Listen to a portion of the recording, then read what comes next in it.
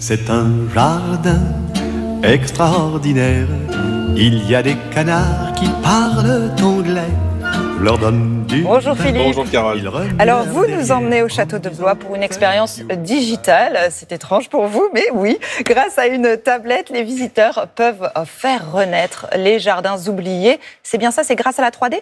Exactement, c'est une tablette magique qui nous permet de remonter le temps. C'est grâce à la 3D, mais également à la réalité augmentée. C'est quoi la réalité augmentée ? C'est la réalité sur laquelle on superpose de la 2D, de la 3D, de la vidéo, des images, des photos. Bref, c'est une immersion totale dans les jardins. Alors, on va parler de Blois. Pourquoi ? Parce que l'Histopad, cette petite tablette que l'on a souvent rencontrée dans les châteaux, dans les monuments historiques, etc., nous permet justement de se replonger dans l'histoire. C'est ludique, c'est pratique, c'est intelligent.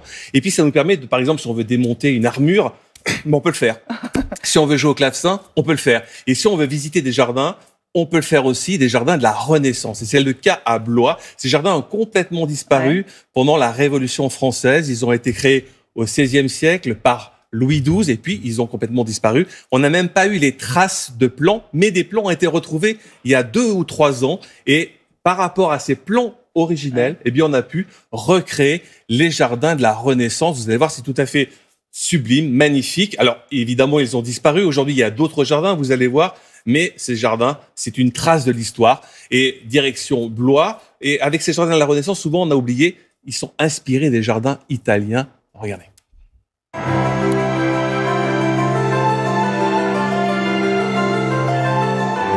Une grande nouveauté, l'Histopad ici à Blois.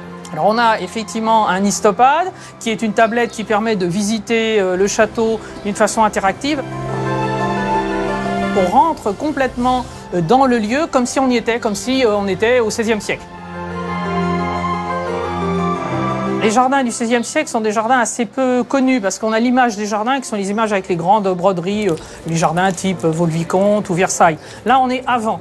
Et le jardin de la Renaissance est un jardin en fait d'architecture où l'on montre que le prince va maîtriser aussi la nature.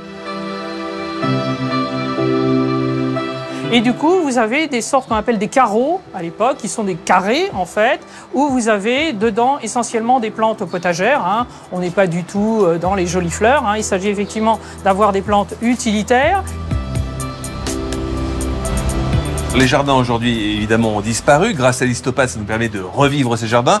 Qu'est-ce qui s'est passé depuis ? On a une partie qui a été réalisée par le grand paysagiste Gilles Clément et il a pu, Gilles Clément, restituer une partie des galeries recouvertes de verdure, ces fameuses galeries qui imitent la galerie d'architecture, et puis évoquer les carreaux tels qu'on les a dans les jardins aujourd'hui.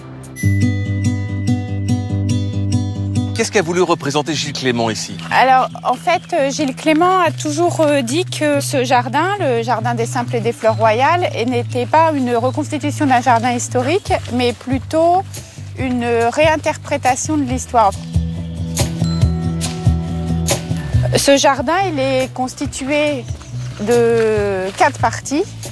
Le jardin en référence à la salle des États généraux, toute cette partie de clos en référence à la partie Louis XII, le début des jardins fermés avec les arbres fruitiers.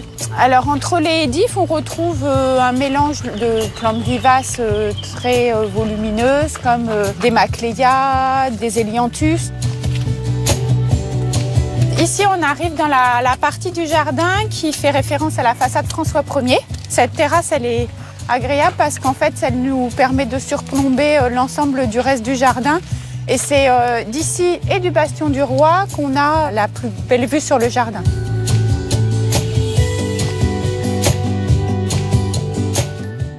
Philippe, on sait que le temps du jardinier est un temps long, mais là, le temps technologique permet finalement d'accélérer les choses.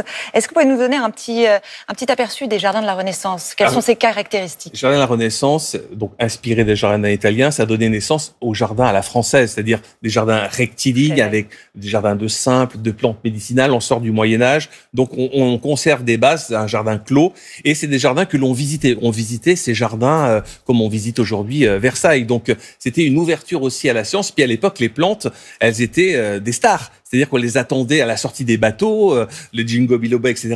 C'était vraiment des stars. Il n'y avait pas de télé, donc il y avait les plantes. Et on apprenait beaucoup, on soignait beaucoup à l'époque avec les plantes. Donc, ça nous donnait aussi l'occasion de toucher du doigt toutes les astuces et les sensibilités des plantes. Il faut continuer à aller visiter les parcs et effectivement refaire en sorte que les plantes peuvent être aujourd'hui des stars. Et on va savoir aussi si ces petits outils en fait permettent aux gens de revenir finalement dans les parcs, dans les châteaux. Est-ce que ça favorise la fréquentation ?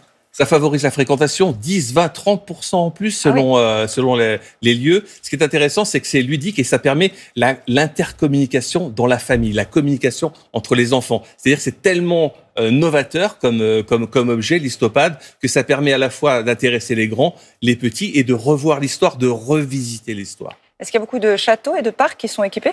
Il y a que 5 jardins qui sont équipés d'histopades, dont Blois dans les derniers mois. Et puis, il y a, je sais pas, une cinquantaine aujourd'hui de châteaux qui sont équipés de l'histopade. Ça va continuer aussi. Et puis, ce qui est bien, c'est que ça permet encore d'évoluer. C'est-à-dire que cette histopade, on le fait évoluer.